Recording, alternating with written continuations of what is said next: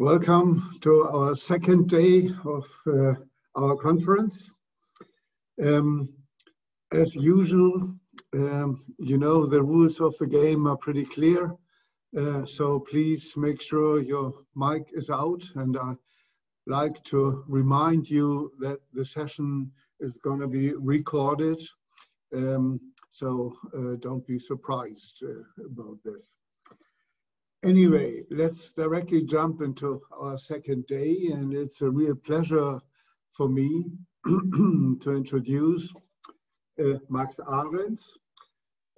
Max Ahrens is the CTO of TSystems and has already a long history with the cloud startup Simori, and for quite a while he is, as I said, with TSystems. He's an expert on virtualization and got a degree as an industrial engineer from the Technical University of Berlin. And he's going to speak about GAIA-X, and you may have heard this acronym already and see, and probably it raised some interest, and I'm very curious in learning from Max about what is GAIA-X all about. So please, Max, go ahead. Thank you, Volker, and good morning also from my side to everybody. Real pleasure to be here and to talk a little bit about Gaia.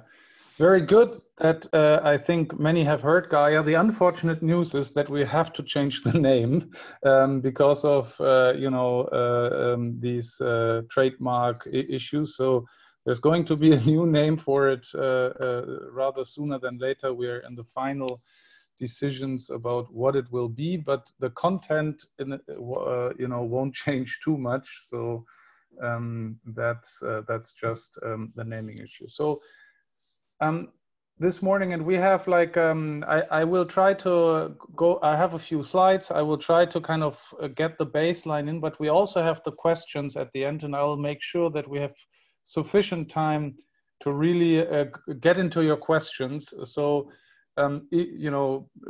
please don't be shy and fire out the questions, especially the more technical ones, because it's always, harder to know how deep I can go into. So if you have technical questions, I'm happy to go into further detail.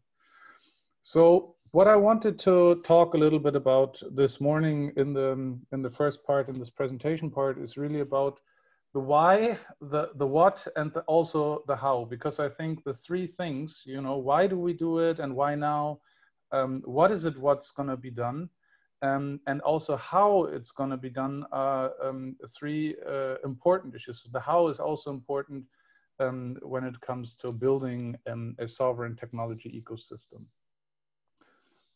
Now I just need to be able to advance my slides. So first, let's talk about the why. And yes, when we're talking about a sovereign technology ecosystem, a lot of focus is always around the aspect of data sovereignty. I mean, the whole sovereignty concept is something that's coming more out of governmental and citizen data kind of situations where the idea behind it is that me as a citizen, I'm able to control the data I have and also to control the value that is being delivered out of the data. And the same is true for national governments, but also this whole concept is really important when it comes to digital business models, where you want to be able to control the data and especially the value that is coming out of the data going forward. And that is something where I think we in Europe here have this particular challenge because of two reasons. One is that culturally, we are more driven to have data scarcity, right? We try to know ahead of time what the data has been used for, and only then kind of store the data. Same is true, and that is kind of that doesn't work if you drive data-driven strategies where first is collect the data and then see what value you get out of it. The second piece is the infrastructure that we have leads in the industry to much more much longer value chain in much more segments. So 7, 8 levels of value chains is not an uncommon thing, and getting data throughout these value chains is something which is truly challenging if you don't have a technology, a platform in place that allows you to share data in a controlled manner without leaving the sovereignty to somebody else. So that's data sovereignty. But this, as important as data sovereignty is what I call technology sovereignty. And that is really the ability to control the technology stack that is being used as a platform underneath. Why is that important? We've seen over the last years that these large technology ecosystems, the hyperscale cloud platforms, etc., absorb a lot of the value that is being done on top of the core infrastructure, right? If we look at things like big data platforms and technologies, these have been completely absorbed by the hyperscale ecosystems and are made part of that ecosystem, which is great if you're a user of these technologies because it's very easy to use, etc., etc. But it also means that the value chain that is coming out of these platforms is getting bigger, and the piece that sits on top is getting smaller. And that is a problem in the moment you want to build own digital products because there is a high risk of these products, or a good portion of these products in the value chain, being absorbed by the underlying technology ecosystem.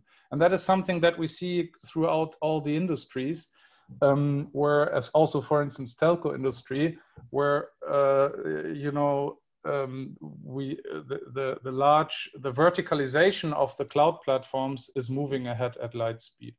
And I think that is good and that is bad, right? I don't think it's generally a bad thing. I think it's something that is for many cases it's good because it simplifies the ways how you can build you know, new stuff very easily. You don't need to worry about all the technical complexity. But in some cases, you want to be able to control the stack underneath. And for that, you need a sovereign, you need technology sovereignty. And I think that's what these two things kind of generate the core thinking of what it needs to have functionally, but also what, if we want to build such a technology, sovereign technology ecosystem, also how it's being built, and that it's part of not only, that it's not a standalone thing, but it should be part of a multi-cloud environment, including the hyperscaler ecosystems. In order to get there, one thing is, I think, crucially important, and that is to fully build it on open source. The idea it's very much you know, at the core of the thinking in Gaia is that we need to deliver software to make it work, not only concepts, and I'll kind of explain that a little further in detail in a few minutes, but we need to deliver software, and that software needs to be open sourced and open governed, right? Open source in itself doesn't really solve the problem, but it needs to have we need to have a clear, integrated, open governance process that allows, you know, the clear rules on how commits are going, etc., etc.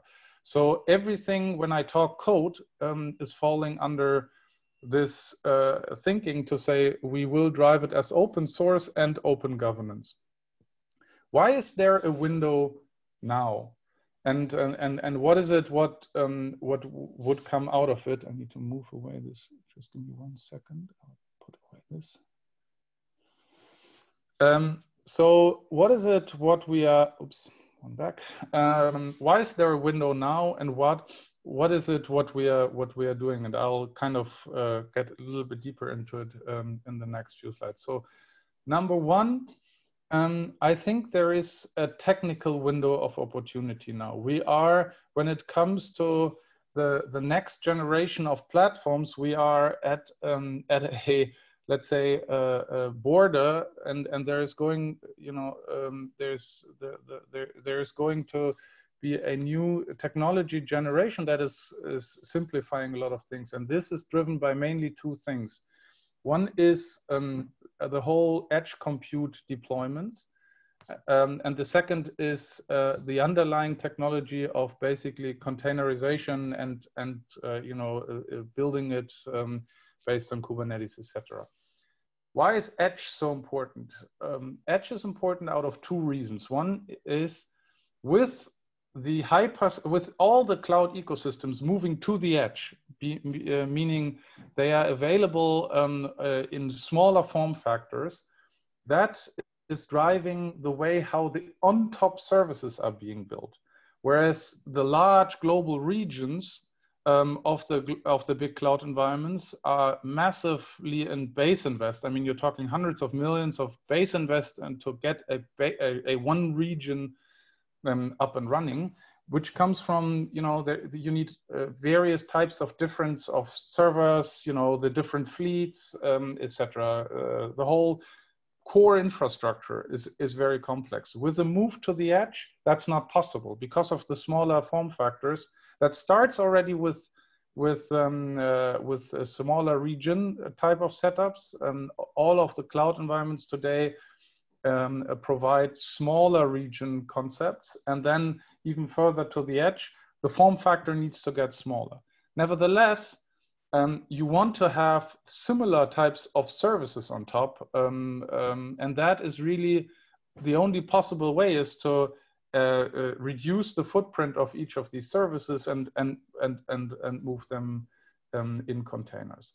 And that's why the complexity that comes from the underlying, or that the underlying platform has to have, is being reduced, which opens a window to create a new platform, which is drastically simplified on the bottom side, let's say at the hardware side, but still has the possibility to deliver a lot of services on top, because they are, you know, they are A, containerized, and B, driven by and managed by standard ways, aka you know, Kubernetes driven. And that's also what the technical window of opportunity is. Then there is a like demand window of opportunity, and that demand window of opportunity is really driven by the fact that we have the new digital business models on the one hand side that are very data driven and that have clear needs of what I talked earlier about, of, you know, being able to share data across an ecosystem, across a value chain. And the same need, the very same need is given by the public sector. The public sector has a high, you know, backlog, let's say, of services that they want to digitize, and they have the same need, which is a rare occasion, but this can really establish such an ecosystem, because there is from both these two you know, large groups, there is a need for such a distributed ecosystem. So what is it? What we gonna deliver is what I call the defined layer between the physical infrastructure and enabling the digital business models. We are based fully on open source technology, as I explained, and it's going to be inherently distributed, right? So all the architectural elements built on a fully distributed environment, because and distributed, I mean, not only in a model where we say, you know, we have different like regions like you have today, but distributed really in the sense that the different platforms are also controlled by different owners. So it's that's obviously a huge difference. And that would lead to kind of this picture. We serve various infrastructure types from hyperscalers to bare metal deployments, all the way down to edge deployments as smaller footprint types of edge deployments. On top of that, we have the software ecosystem that is where there's one thing of importance. This should be an end-to-end software ecosystem that is not only open source, but also it has an easy-to-use kind of aspect in it. So what we want, I mean, many of you are familiar with OpenStack as an example, which is a very powerful broad ecosystem, but for many of the, especially smaller providers, the complexity of setting up a base platform is just too much, right? You need to have quite a solid team and expertise to be able to build out such a platform, and that is something that can be overcome, I think, if you look at the next generation of how we drive open source. A lot of focus should be on this easy to use aspects, and on top of these this ecosystem, there is all the different applications that are potentially not only horizontal types of applications, but really a lot of also vertical sort of applications, meaning industry-specific solutions for automotive, the public sector. And that's exactly also how we drive it forward when it comes to realization of GAIA-X-based platforms. We kind of take a tops down. We look at the industries or the areas where we see there is a real need for such a platform, and I can talk a minute about one special sector where there's a need for such a sovereign environment, and then basically we drive the demand that is coming from the application towards the software ecosystem here, and then also the physical infrastructure underneath. And to give you one example, we have the applications which are the automotive applications, as an example, is the automotive industry. All of the automotive players use hyperscale clouds, and that's great. But for some areas of their value chain, they need to be in more control. They need to have a sovereign platform. And these are workloads where we talk about, for instance, test and development data, etc., and so forth. And these need to be distributed over their value chain. And within that value chain, there's like different players that have parts of a digital application, and all of these can run on that distributed platform. That's what we are doing concretely, right? We are building platforms out for industries like the automotive or like others as well. And there are even other obvious cases, like you can imagine, like health, etc., where there is also a need for distributed data handling and so on and so forth.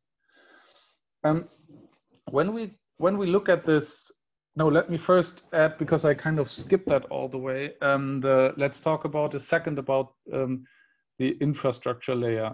I said we will be including all sorts of infrastructure platforms. And how does that work? On the infrastructure side of the house, the main contribution of Gaia is a specification, let's say, that will allow you to put the different types of infrastructure providers into different types of classes. So there will be classes that are technically compliant, right? So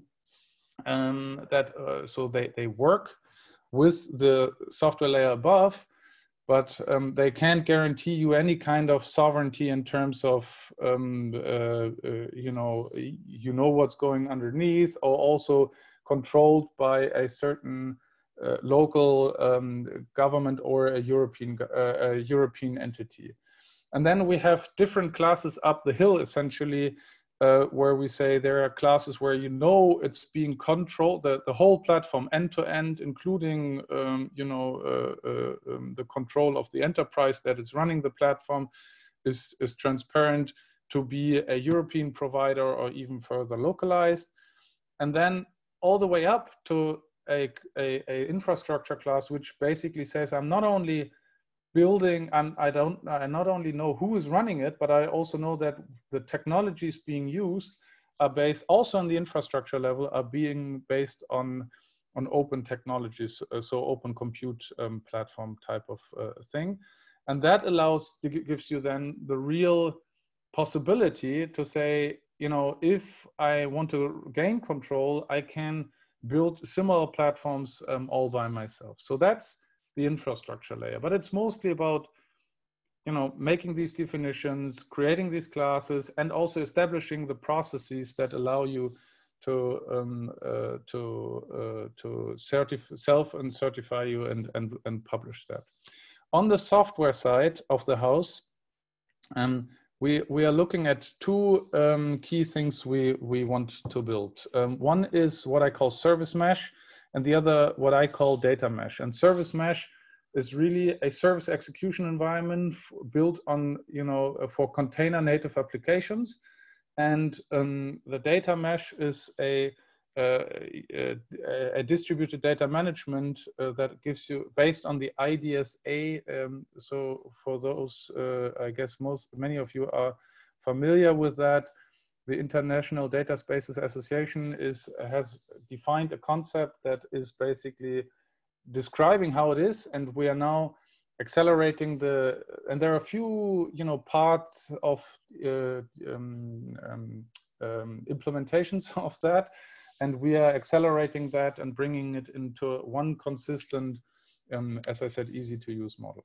And all these in between those, basically, or and to make the whole overall system work, we have a limited set of central services that are needed in order to have the coordination between the different nodes and the availability, so like whiteboard kind of function, available to make people aware of what services are there, etc. So that's the basics. Now, just one very quick, and I don't know if I'm boring you with that, but I just want to make sure we're on the same page. All the development that has happened, and why is it this whole Kubernetes thing so important? Why do I think that why do I think, that's the question, why do I think that with a container native application platform only, we have a good chance to kind of cover going forward a good portion of the relevant use cases? And here is a very short history of what happened from, you know, on the left-hand side, traditional servers, over virtualization and containerization, and all these first two and a half steps are driven by primarily driven by creating higher efficiency, yet not entirely changing the way how you operate things, right? So it's with containerization, it started to move, but nevertheless, virtualization very clearly was a more efficient way to do the same, like you did in a classical setup with physical servers.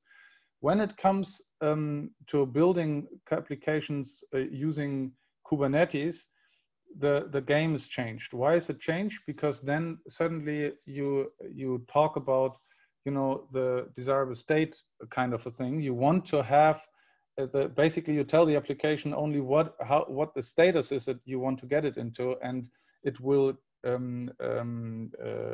pull the needed resources by the orchestration engine. And I think this is not a more efficient way of doing the same. This is a different way, a disruptive way of how the applications are being done.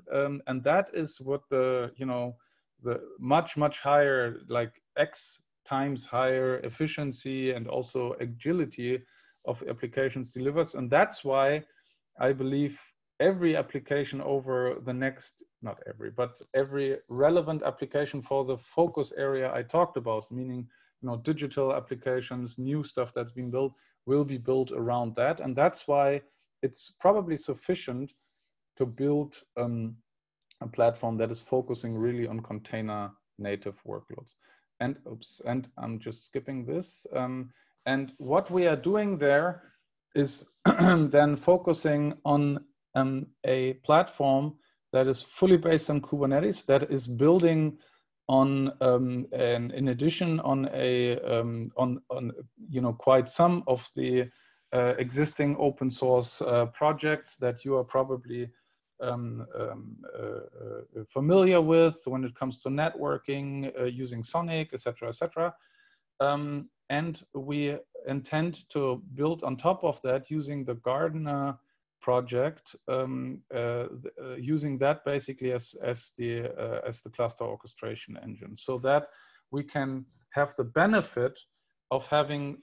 What is the benefit of Gardener here? The benefit of Gardener is that you have built-in Kubernetes services in each of these platforms.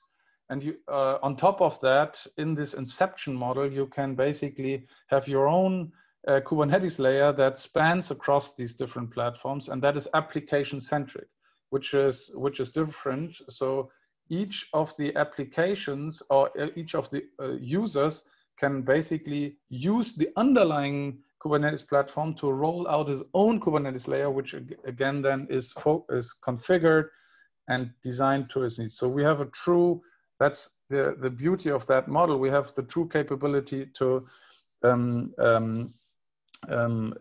have in this distributed environment, still on a per user or per user group, if you like, picked world, a consistent model. That is, and in the interest of time, that is like kind of the high-level picture of what we do when it comes to service mesh. Let me talk a few more minutes about data mesh. Data mesh is really, as I said, the idea to build out a distributed data management, and it has a few really important components. That is especially the data connector capability, which allows you which you run on premise in your, or not on premise, but in your environment, and that allows you to give data, make the data available. And it also has, then policy components as well as the model components, obviously, so that you can define the data, share the data in the policy element, and then make it technically available. And also, and that's in combination with the service mesh, one can basically also make the decision that processing takes place local or data moves to processing. Both is possible. What is it? What we are driving there? And I think we are driving three key things. Besides the data mesh, we invest into what I talked about. We do have a core implementation already that we contribute and bring into this. We and bring it under the open governance to make it, a real community model, let's say, and combine it with some other activities going on there. We are heavily engaged in the security models. We try to give all our experience that we have also in operations of large platforms and sovereign platforms. We try to kind of make this available for the larger groups so that we can accelerate the operations of these platforms, because I think operationally it's very difficult for large providers, it's very hard for a new provider to kind of get that operational experience quickly. And on the bottom layers, we are also engaged in the sovereign cloud stack to be developed. Let me spend the last 2 minutes, just one more minute, and then I'm finished. Sorry, on how it's been working, how it works. We have founded an entity. It's a GAIA-X ISBL, so it's an entity, a legal entity, which is basically defining the governance processes of the overall community. But these projects, the realization projects of these different, software elements I was talking about, are done, as in many open source communities, are done in projects that are being driven by a subgroup of the entities, right? And also the services itself, like if we build together with a few other partners a platform for health, that's happening outside the entity by using obviously what the entity delivers. So this is it. I think Gaia is the key vehicle to coordinate the community, the ISBL itself. We believe that code contribution is really the thing that we ask everybody to do, right? Go to code instead of just the talks, and then building platforms based on that will accelerate this ecosystem and then get into this cycle. And I think so far we are doing good progress. I mean, we have founded the entity. We have above 100 companies already joining. We have a lot of contributions in the project. So currently it feels like we got something moving here. That's it. Thank you. Sorry for taking so long. Well, it's okay. Thank you very much for your nice presentation. And I see already a couple of questions coming up on the chat, but I take the liberty to start with one for myself. So looking at what you want to do, why don't you just go to EGI? Because all these services needed are there already, to my understanding, mostly. Or in other words, and concentrate on the application part. Or in other words, what is missing to that you've introduced GAIA-X? Well, I mean, first of all, I need to say I'm not super familiar with the details, right, of EGI. So I'm sorry for that. Maybe that's already part of the problem, right? But it's not only. I mean, I to be also fair, right? We've been participating, we meaning now Deutsche Telekom, we have been participating in this from day one, essentially, but it has been founded and driven by first the Ministry of Economics in Germany, and now it has broadened from there towards Europe. I think the key drivers for this, and correct me if I'm wrong, I think for many of the areas we are talking about, right, we have good functional concepts, we have or even implementations, right? The key driver of the whole Gaia thing is to make this, that's why I call it a technology ecosystem, right? To put this together and invest into making it easier to use for both, public sector, research, and industry. And I think that's the gap we are really trying to address here. Ease of use, right? Because many of the technologies that are around are focused here, focused there, and making it working as an overall system is non-trivial. And that's, I think, the hurdle we would like to overcome. And that's how we also build the things we do. We try to, get in what's there. We are very open, and then invest the time and effort into kind of making it more usable. Yeah. Thank you very much. So concerning openness, so there is one of the questions on the chat about how to contact you. Yeah. Meaning me is I can share my email address. It's very simple. Maximilian.arens at t-systems.com. I can also put it on the slides later. Mm-hmm. There is also, and I don't have it on the top of my head, but there is also like a contact address for the GAIA-X as a total. And we are now moving. We had in this pre-phase, we had a system, a collaboration system. We are moving that now to a Nextcloud within I think the next few weeks, which is I think very important, because then we can open it up to the whole community to actually get more into the content. Okay, thank you. And along the previous point, so Titiana raised a question. Titiana, you want to phrase it? Thanks for the nice presentation. My question is a comment just to understand that we are in line with the mission of GAIA-X. In the press, Gaia was presented sometimes as a new federated infrastructure for Europe. While I understand from this presentation, Gaia is actually a framework for interoperability with policies and reference standards that then specific cloud providers can adopt to federate and produce an ecosystem for a specific business case. Is this a correct observation? Yes, that is a correct observation. I also need to say, let me put two comments to this. Number one is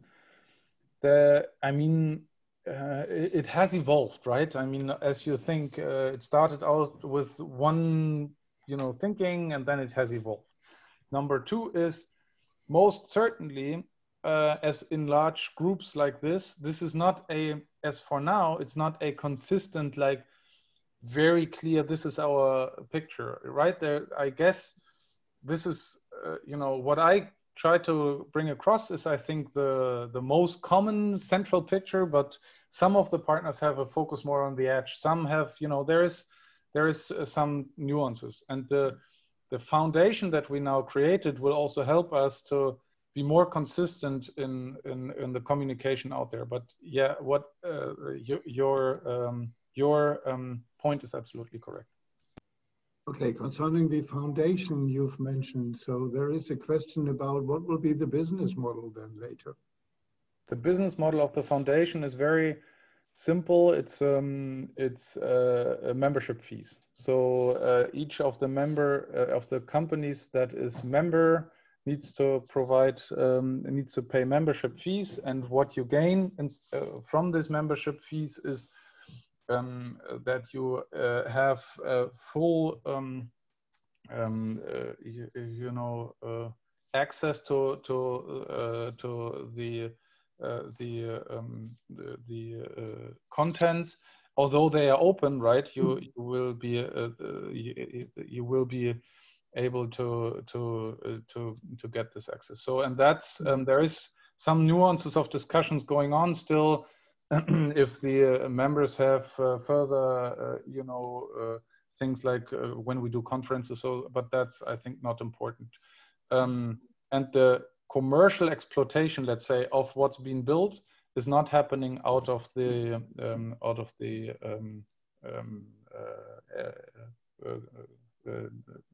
foundation itself, the ISDL.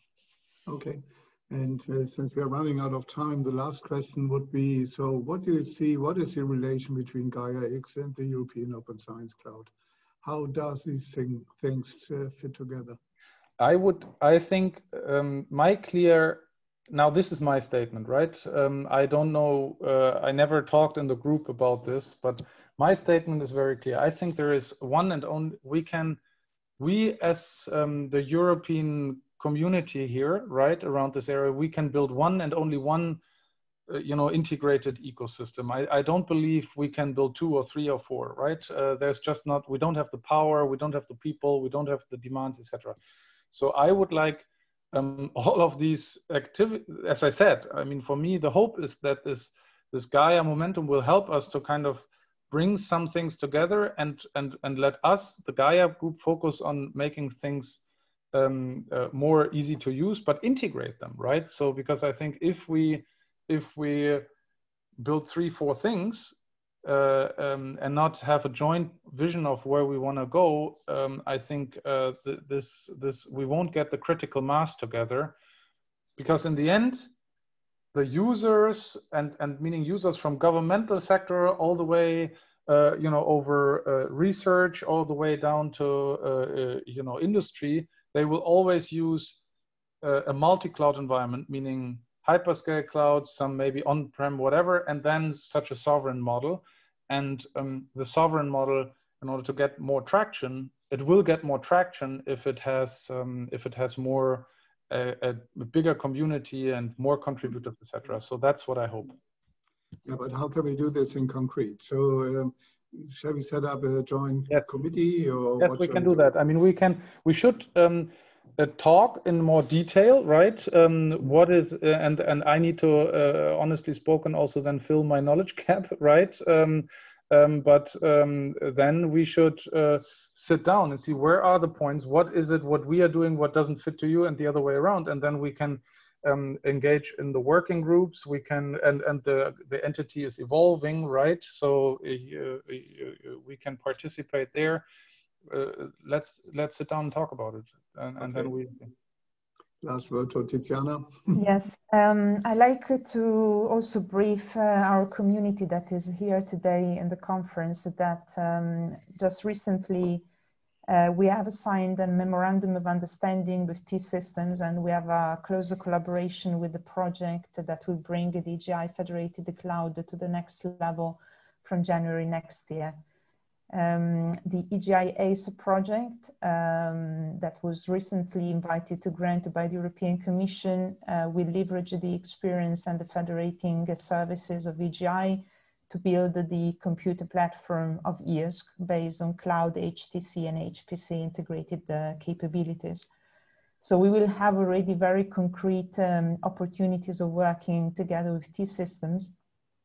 We are finding out how our community can also participate in the technical working groups, as the approaches are very compatible so far in the presentation and what we have been hearing, and there is definitely interest in cross-pollination and to understand how we can learn mutually from experience and existing activities. Probably something we will discuss in the coming weeks and months is perhaps having a topical workshop with experts like Max from the GAIA-X community, where we can bring the technical people together, as we see a lot of potential in this collaboration, as we have already signaled with this MOU. And we're also investigating how we can participate in GAIA-X. This is on the table of the Council for discussion. So you will hear more, and at the EGI Foundation, we will facilitate this collaboration. Yes. Thank you very much, Tiziana.